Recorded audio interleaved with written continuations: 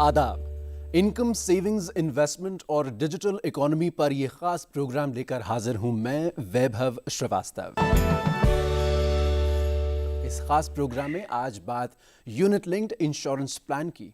Insurance, investment और emergency के लिए सेविंग्स किसी भी अच्छे फाइनेंशियल प्लानिंग के 3 इंपॉर्टेंट हिस्से माने जाते हैं।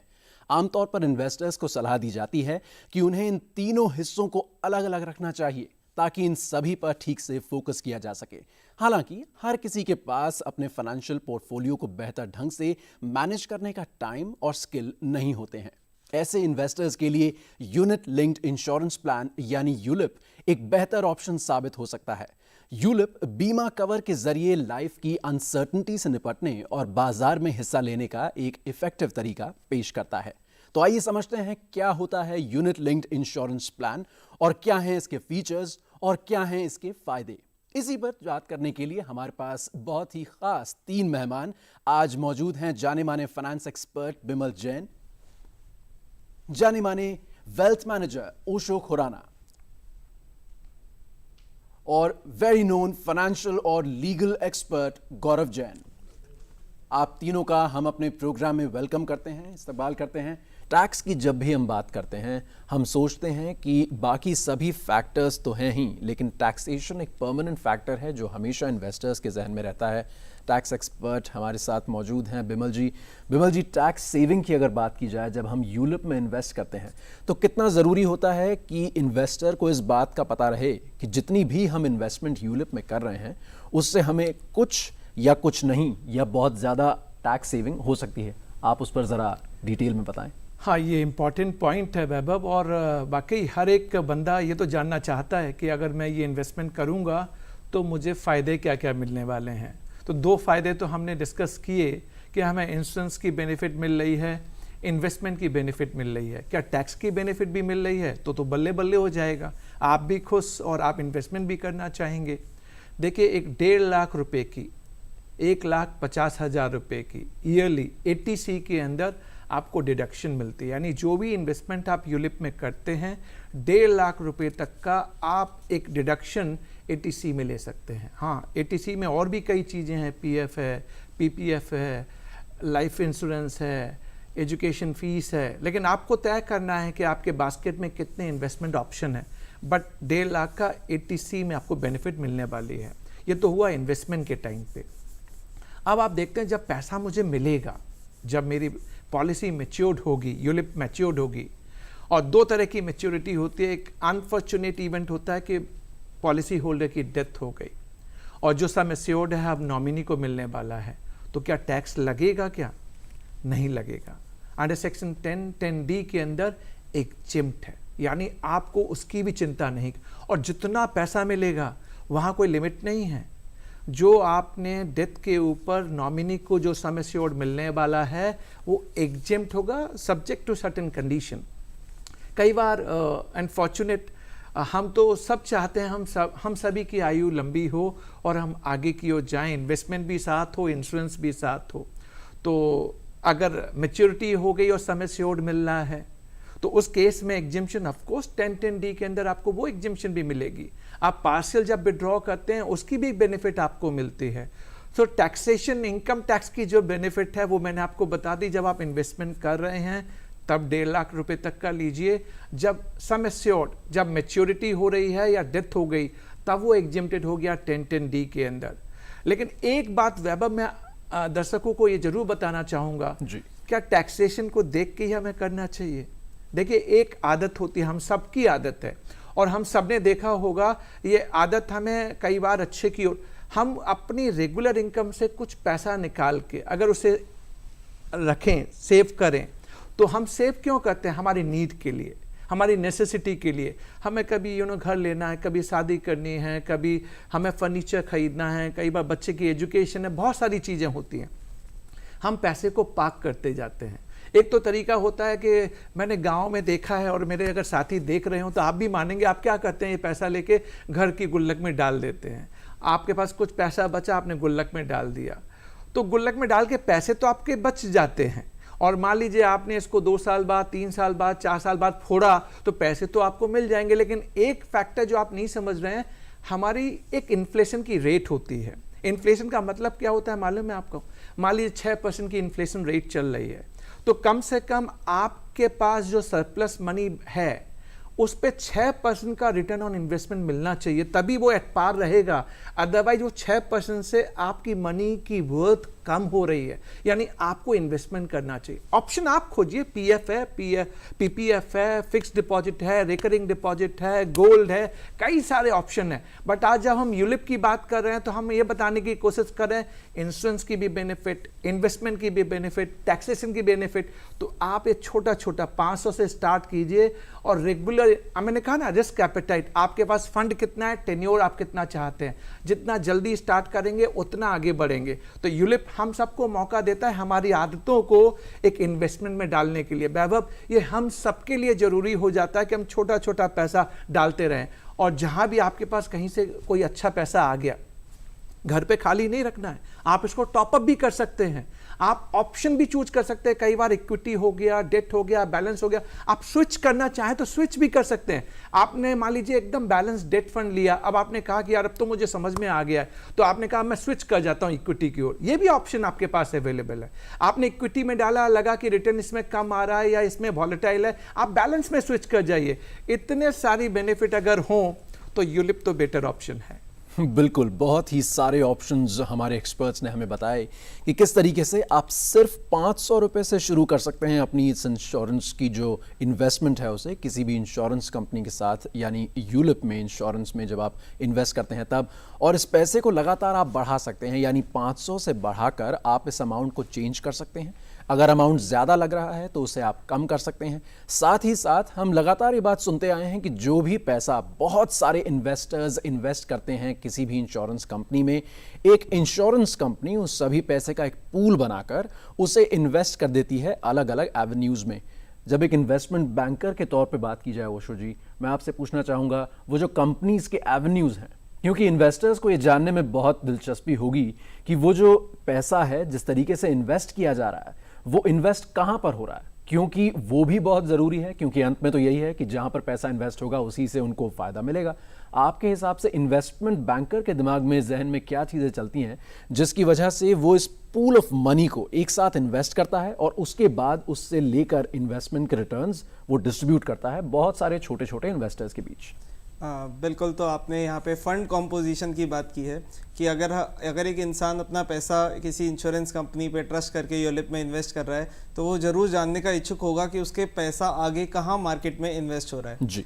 तो एक यूलिप में हमेशा एक कॉम्पोजिट फंड मेंटेन किया जाता है, यानी कि कुछ पैसा इक्विटी मार्केट में जाता है, कुछ पैसा डेब्ट मार्केट में जाता है।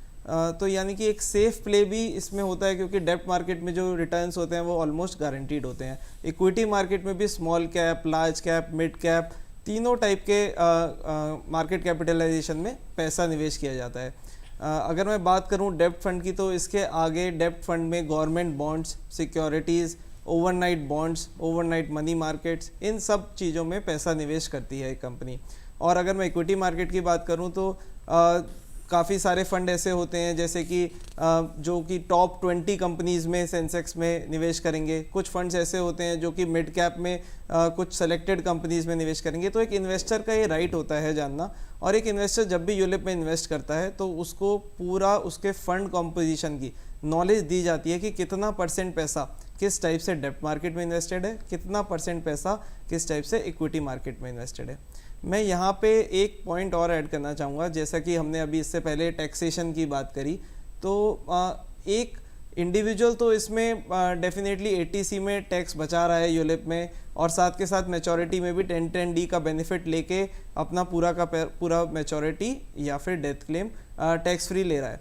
मैं यहाँ पे एक स्मॉल एंड मीडियम एंटरप्राइज की बात करना चाहूँगा। जो लोग स्मॉल एंड मीडियम एंटरप्राइज के ओनर्स हैं, वो लोग अपने एम्प्लॉयज़ के लिए यूलिप पॉलिसी में इन्वेस्ट करके उस प्रीमियम को अपने कंपनी के एक्सपेंसेस में क्लेम कर सकते हैं, जो कि सेक्शन 37(1) के अंडर में आता है।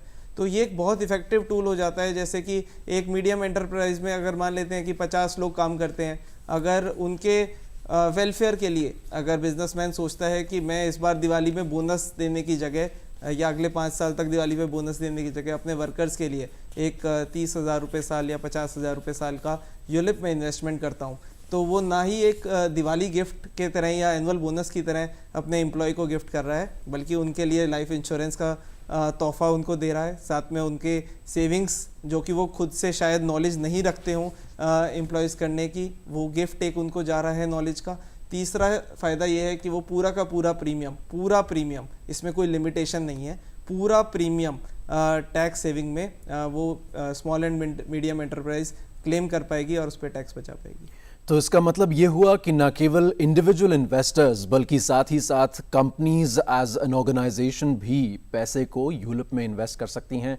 और जैसा कि ओशो जी ने बहुत अच्छे से कहा कि हम जब बोनस देना चाहते हैं या कुछ एडवांटेज देना चाहते हैं अपने एम्प्लॉयज़ को उनकी लॉयल्टी के लिए, उनके एफिशिएंट वर्किंग के लिए, तो ये बहुत अच्छा तरीका हो सकता है। और साथ ही साथ मुझे लगता है ये एक सोशल रिस्पॉन्सिबिलिटी का भी एक बहुत अच्छा ढंग हो सकता है कि आप अपने जो एम्प्लॉयज़ हैं उनके लिए कुछ कर रहे हैं। लेकिन जब भी ऐसी कोई इन्वेस्टमेंट की जाती है, हम सभी जानते हैं कि लीगल डिस्प्यूट्स हमेशा रहते हैं। साथ ही साथ जो रहती हैं इन्वेस्टर के जहन में, इन्वेस्टर के जहन के साथ साथ एक आम सोसाइटी में जो बातें रहती हैं गौरव जी, वो ये कि जो मिथ हैं, जो भ्रांतियां हैं कि भाई इसमें कुछ प्रॉब्लम्स हो सकती हैं या ऐसे डिस्प्यूट्स आ सकते हैं जो हमारे और कंपनी के बीच में हो, या कंपनी और एएमसी जो बाकी जगहों पे जहां इन्वेस्ट किया जा रहा है उनके बीच में हो। वो लीगल फैक्टर्स कौन से होते हैं जिन पे ध्यान देना चाहिए, या फिर वो कौन से डिस्प्यूट्स हैं जो आमतौर पर राइज हो जाते हैं?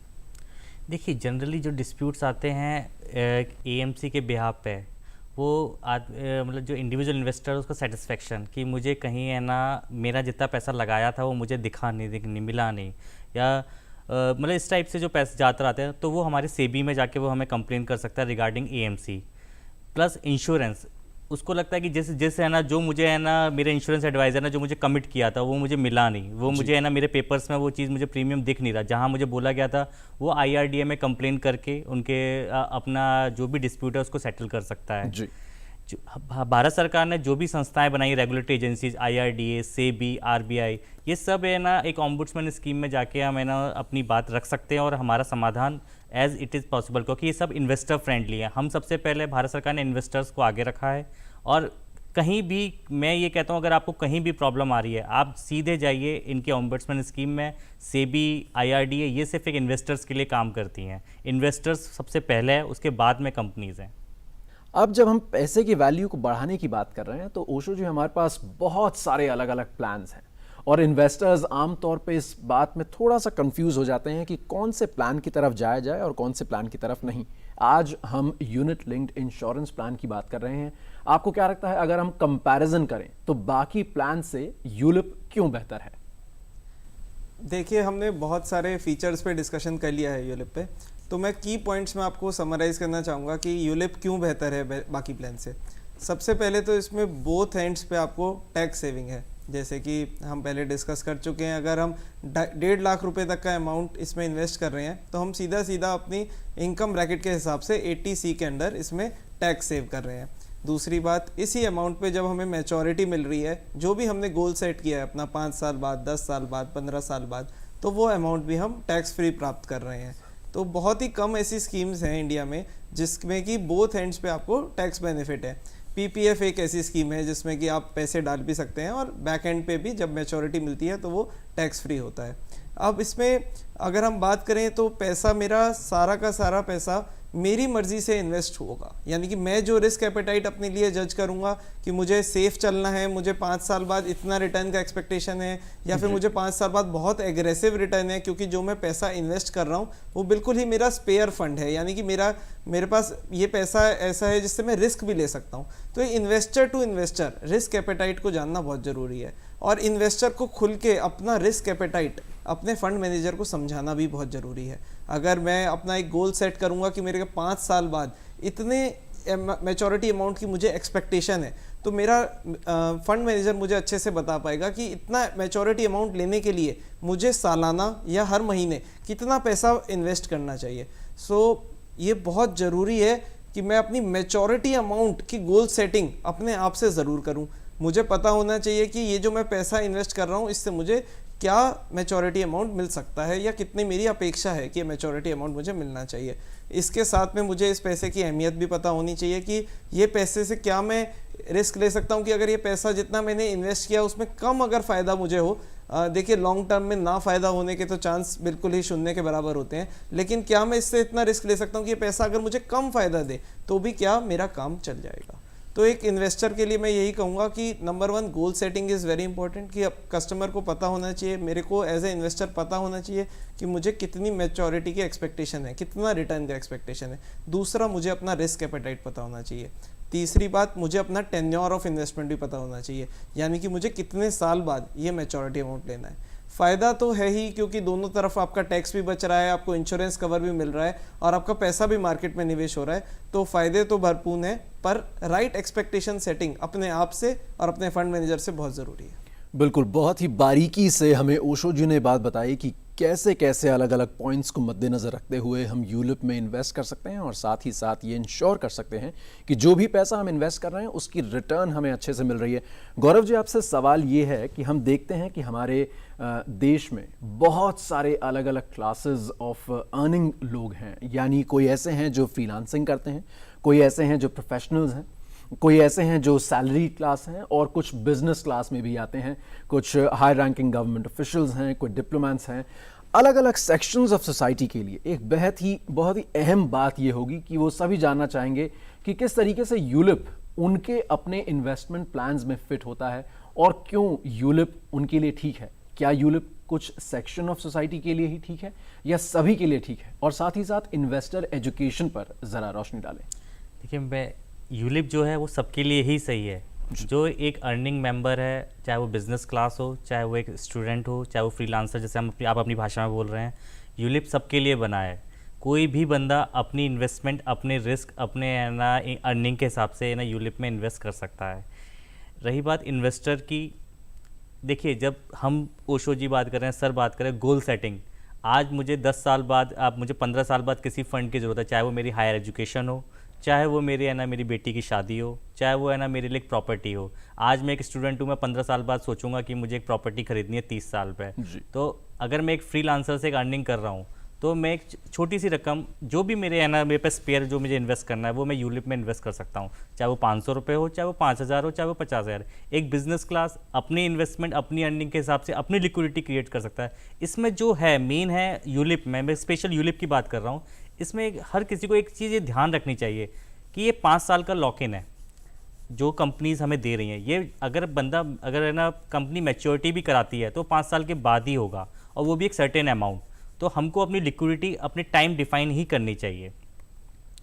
और मैं उसी बात पे आता हूँ, अगर आपको रिटर्न चाहिए, अगर आप एक सेटिस्फैक्टरी रिटर्न चाहिए, तो आप जितना लंबा खेलेंगे उतना ही आपको अच्छा रिटर्न मिलेगा। एक प्रॉपर गोल सेटिंग आप यूलिप से अगर एक्सपेक्ट तभी कर सकते हैं जब एक प्रॉपर गोल सेट हो।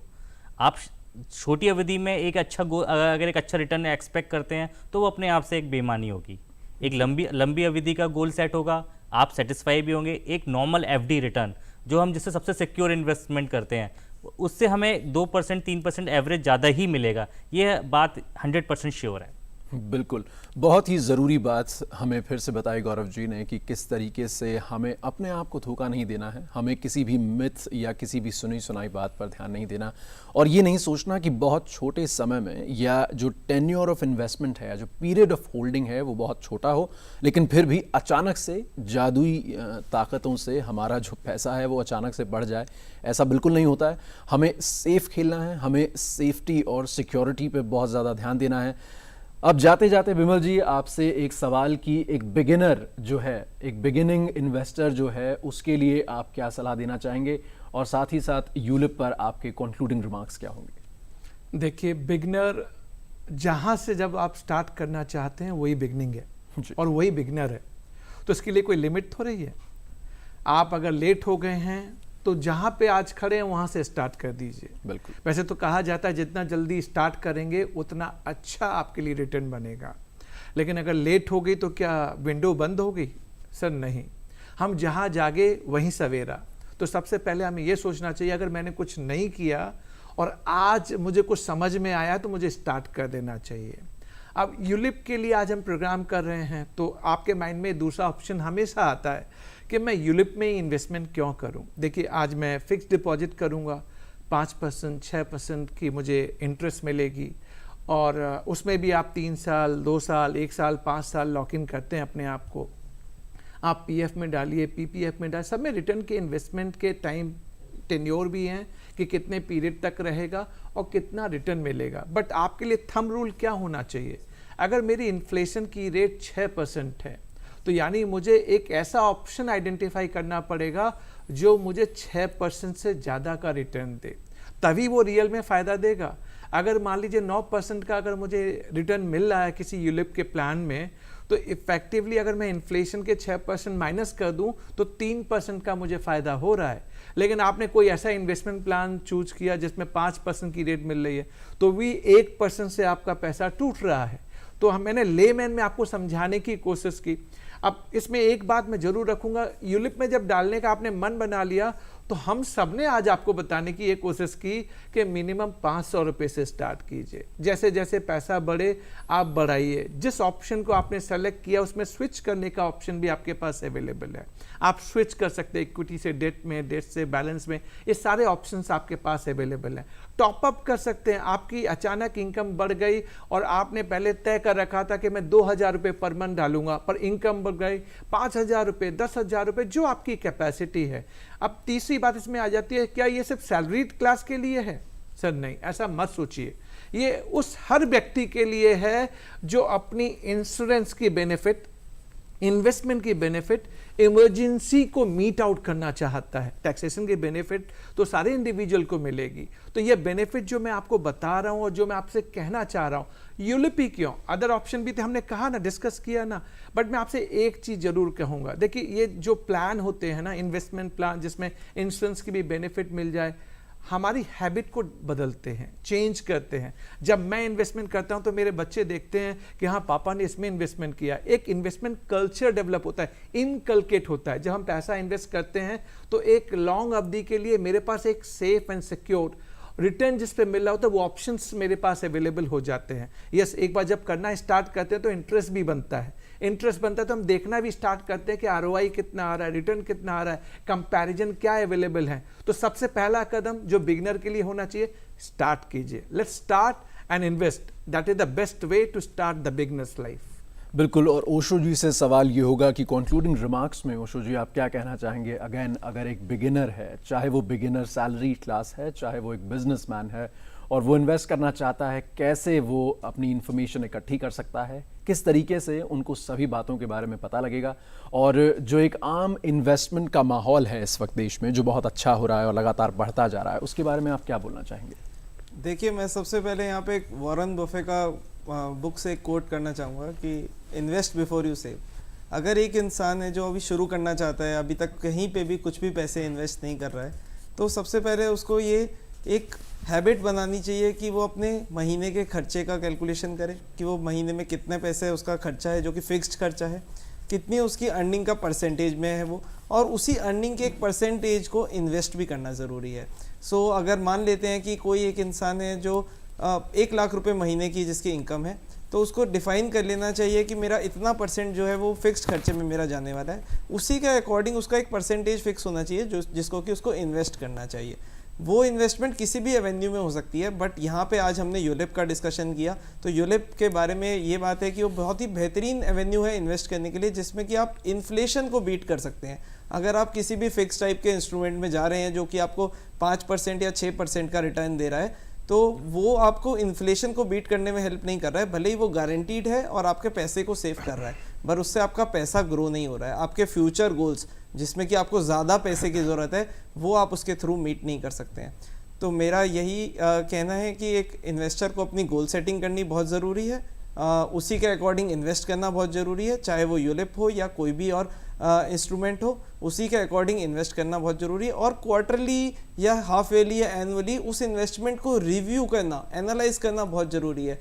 मुझे देखना चाहिए कि हर 3 महीने बाद मेरे पैसे में कितना ग्रोथ हो गया है, कितना मेरा एनुअल ग्रोथ का एक्सपेक्टेशन है, और अगर ये नहीं मीट कर रहा है तो इसके लिए रेमेडियल मेजर्स यानी कि इसको सही करने के मेजर्स भी लेने चाहिए। एक सक्सेसफुल फाइनेंशियल लाइफ बिताने के लिए ये मूल मंत्र होना बहुत ज़रूरी है। बिल्कुल, हम सभी जानते हैं कि किस तरीके से इंश्योरेंस बिजनेस जो है वो इंडिया में लगातार डाइवर्सिफाई हो रहा है, फैल रहा है। गौरव जी, बहुत ही ब्रीफ में अगर कंक्लूडिंग रिमार्क्स मैं आपसे पूछना चाहूँ कि किस तरीके से आप देखते हैं रेगुलेटर या लीगल पॉइंट ऑफ व्यू से कि ये बिजनेस कहाँ जा रहा है और कितना अच्छा करेगा फ्यूचर में? मेरे हिसाब से इन पिछले 5 साल 10 सालों में रेगुलेटरी अथॉरिटीज़ बहुत ही ज़्यादा स्ट्रांग हुई हैं और बहुत ही ज़्यादा इन्वेस्टर फ्रेंडली हुई हैं। मेरी जो स्टडी है पिछले 10 सालों में 5 सालों में जो भी मैं देख रहा हूँ, मेरा एक ही नारा है, इन्वेस्टर कम्स फर्स्ट जी। और आप खुल के इन्वेस्ट करिए। ये भारत ग्रोइंग इकोनॉमी है। आप 500 रुपये से स्टार्ट करिए, 50,000 तक करिए। बस मेरी एक ही है, आप जो भी करिए प्लीज़ एक बार ज़रूर पढ़िए उसके बारे में। आप देखिए, रिस्क, पैसा आपका है तो रिस्क भी आपका है, नॉलेज भी आपकी है। एक बार पढ़िए, परखिए और फिर इन्वेस्ट करिए।